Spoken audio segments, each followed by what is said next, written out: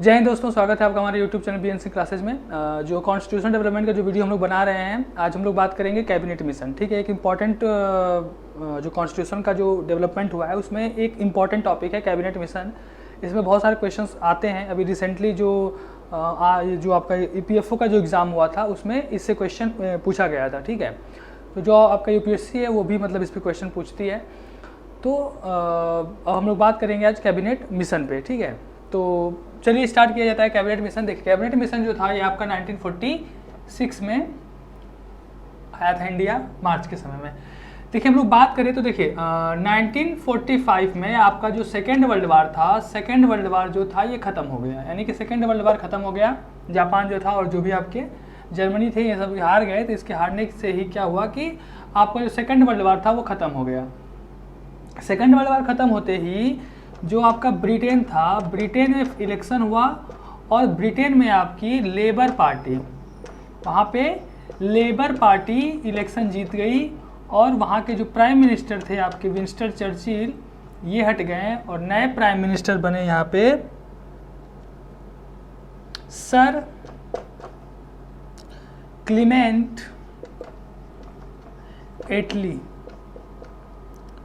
Sir Clement एटली ये आपके नए प्रधानमंत्री बने लेबर पार्टी की तरफ से।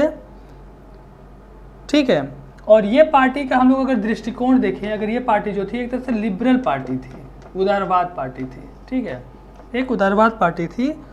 और 14 मार्च 1946 को जो प्रधानमंत्री थे सर क्लीमेंट एटली, नए जो प्रधानमंत्री चुने गए थे, इन्होंने संसद भवन में, हाउस ऑफ कॉमन्स में, वहाँ पे बयान दिया कि भारतीयों को भी स्वतंत्र होने का अधिकार है। ठीक है, जब उन्होंने ये कहा तो इसे आप सीधा सीधा लगा सकते हैं कि अब जो था वो भारत ज़्यादा दिन तक गुलाम नहीं रह सकता। ज़्यादा दिन तक उसे अब उसे स्वतंत्रता मतलब मिलने ही वाली थी। उस मतलब एक तरह से कहते थे भारत अब स्वतंत्र होने के प्रोसेस में था। और पता है 47 में फिर हम लोग आज़ाद हो ही गए थे। तो अब हम लोग देखते हैं कैबिनेट मिशन जो आपका है, इसमें मेनली कैबिनेट मिशन में क्या क्या चीज़ें हुई थी।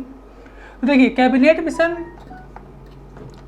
जो आपके सर क्लीमेंट एटली थे जो प्रधानमंत्री थे, उन्होंने क्या किया, 3 कैबिनेट जो उनके मिनिस्टर थे, उनके मंत्रिमंडल के जो 3 मिनिस्टर थे, उनका एक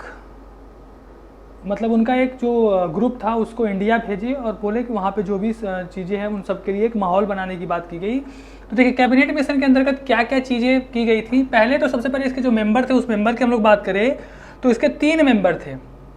ठीक है, कैबिनेट जो मंत्री थे सर क्लीमेंट एटली के, उन्हीं का 3 मंत्रियों का एक समूह था, ग्रुप था।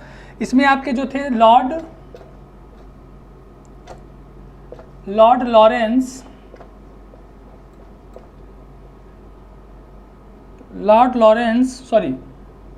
Pethick Lawrence. ठीक है, लॉर्ड पैंथिक लॉरेंस, और ये आपके उस जो आपका जो ग्रुप था उसके अध्यक्ष भी थे। ठीक है, उसके ये अध्यक्ष थे। और जो लॉर्ड पैंथिक लॉरेंस थे ये उस समय आपके सेक्रेटरी ऑफ स्टेट थे, secretary of state for India. ठीक है, भारत के वो राज्य सचिव थे। दूसरे थे आपके सर स्टेफोर्ड क्रिप्स। प्रस्ताव में इनका जो चर्चा हम लोगों ने किया था। सर स्टेफोर्ड जो क्रिप्स थे ये आपके थे president of board of trade.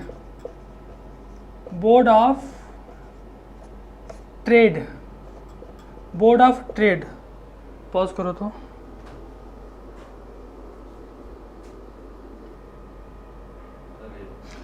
ठीक है, तो सर स्टीफोर्ड क्रिप्स इसके दूसरे मेंबर थे, जो president of board of trade, जो आपका व्यापार का जो बोर्ड था उसके प्रेसिडेंट थे। और तीसरे आपके थे एवी अलेक्जेंडर।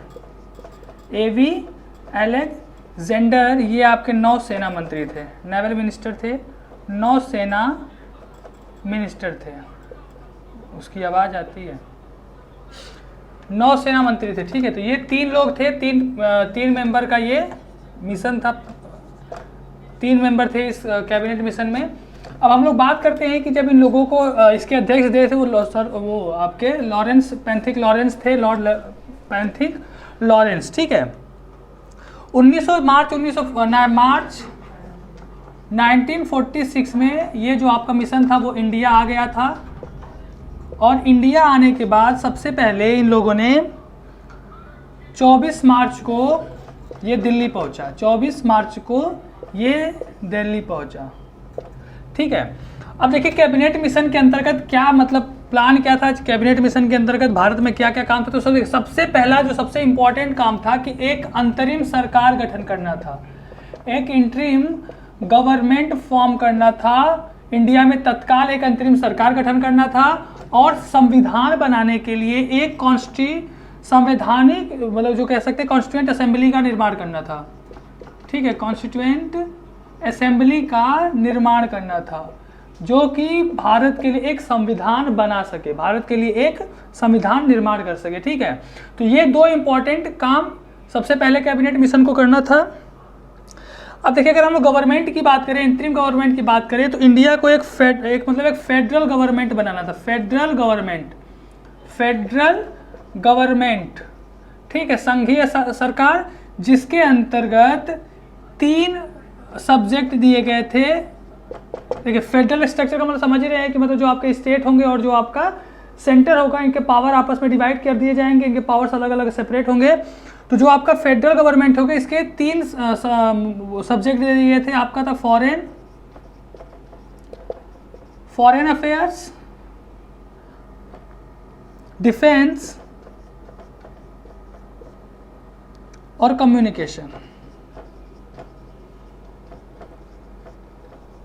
ठीक है। ये आपके 3 पावर दे दिए गए थे। इन तीनों पे जो पावर था वो फेडरल गवर्नमेंट के पास था और इसके अलावा जितने भी पावर थे वो सब आपके प्रोविंस के पास थे और जो प्रोविंस थे वो आपके पूरे ऑटोनॉमस बॉडी की तरह काम कर रहे थे। अब इसके अलावा हम लोग बात करें तो और क्या कैबिनेट मिशन के अंतर्गत किया गया था। देखिए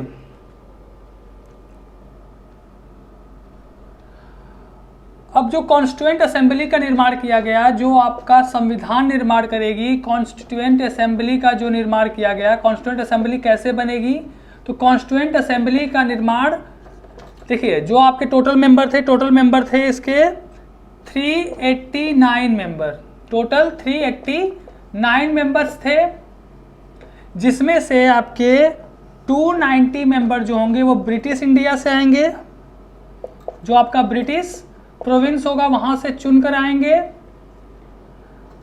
93 मेंबर जो होंगे ये इंडियन प्रिंसली स्टेट से आएंगे, इंडियन प्रिंसली स्टेट, और 4 जो होंगे वो आपके आएंगे चीफ कमिश्नर एरिया से, चीफ कमिश्नरी एरिया से, ठीक है। ये आपके हो गए टोटल 389 मेंबर, जिसमें 389 मेंबर जो होंगे वो ब्रिटिश प्रोविंस से, 389 में से टोटल जो होंगे इसमें से 290 जो होंगे वो ब्रिटिश प्रोविंस, 93 आपके होंगे इंडियन प्रिंसली स्टेट से और 4 जो होंगे आपके चीफ कमिश्नरी एरिया से, ठीक है।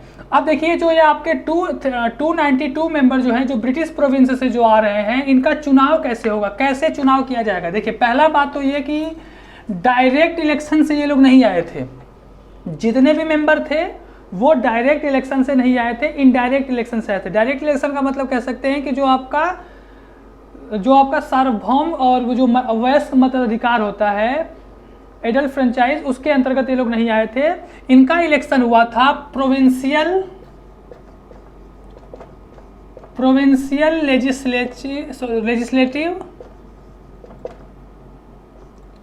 Legislative council, provincial legislative assembly, ठीक है। ये चुनकर आए थे, ये चुनकर आने वाले थे जो आपके 292 मेंबर जो थे, ये चुनकर आने वाले थे प्रोविंशियल लेजिस्लेटिव असेंबली से, इनडायरेक्ट इलेक्शन से, इनडायरेक्ट इलेक्शन से, ठीक है, न कि वयस्क मताधिकार से यानी कि एडल्ट फ्रेंचाइज से। तो ये आपका इलेक्शन का प्रोविंस, मतलब ये आपका इलेक्शन का प्रोसीजर था जो 92 मेंबर जो आने वाले थे, 292 जो मेंबर आने वाले थे वो। इसके अलावा क्या कर दिया गया था, जो आपके स्टेट थे उस समय, जो प्रोविंस थे, उनको 3 पार्ट में डिवाइड कर दिया गया था, ए, बी और सी, ठीक है। इन 3 पार्ट में डिवाइड कर दिया गया था स्टेट को। ए में जो आपके स्टेट आते थे वो था आपका मद्रास, यूपी, बिहार, बॉम्बे और उड़ीसा। बी में आता था Punjab, Sindh, North West Frontier Province और ब्रिटिश बलूचिस्तान।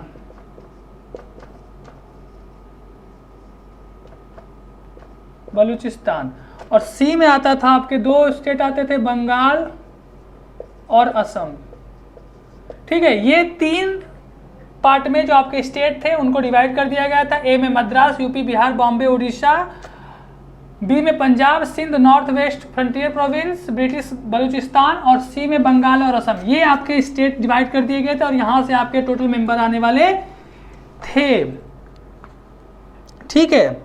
अब हम लोग थोड़ा एक इंपॉर्टेंट फैक्ट्स देख लेते हैं अबाउट जो आपका जो कॉन्स्टिट्यूएंट असेंबली बना था उसके अंतर्गत। देखिए, जो आपका कॉन्स्टिट्यूएंट असेंबली था उसमें जो महिलाएं चुनकर आई थी, महिलाओं का जो आपका भागीदारी था, टोटल आपकी महिलाएं सदस्य थी 15, ठीक है। और शेड्यूल्ड ट्राइब्स जो थे आपके, जो अनुसूचित जनजाति थे, उनकी संख्या थी 33 और आपके जो शेड्यूल कास्ट यानी कि जो आपके अनुसूचित जाति थी उनकी संख्या थी 26, ठीक है। ये आपके रिजर्व कोटे से आए थे, ठीक है।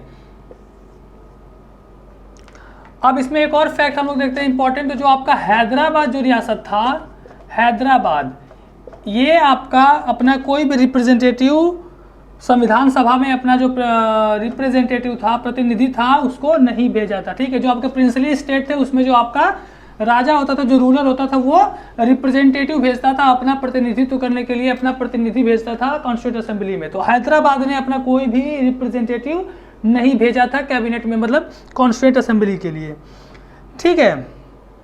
इसके अलावा हम लोग देखें तो जो आपके मुस्लिम लीग थी, तो मुस्लिम लीग जो आपकी थी वो शुरू में जो कॉन्स्टिट्यूएंट असेंबली जो निर्माण हुई थी, तो मुस्लिम लीग की बात है। तो अब देखिए, कैबिनेट मिशन के अंतर्गत हमने शुरू में बताया था कि सबसे इंपॉर्टेंट जो आपका चीज़ था वो आपका था कि एक अंतरिम सरकार गठन करना। तो कॉन्स्टिट्यूएंट असेंबली का निर्माण जो हुआ, कैसे हुआ, वो तो हमने डिस्कस कर लिया। अब हम लोग बात करेंगे जो अंतरिम गवर्नमेंट है, अंतरिम सरकार है, वो कैसे बनी। तो देखिए, इंतरिम गवर्नमेंट जो आपकी बनी थी वो फॉर्म हुई थी 24 अगस्त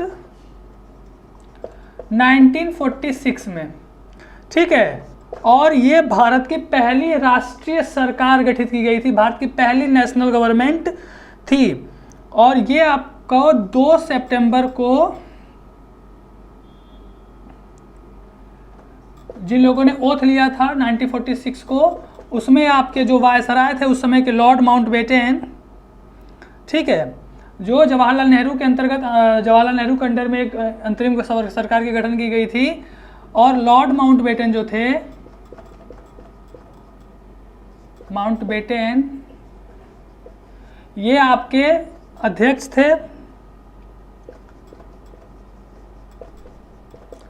और जो आपके जवाहरलाल नेहरू थे, पंडित जवाहरलाल नेहरू,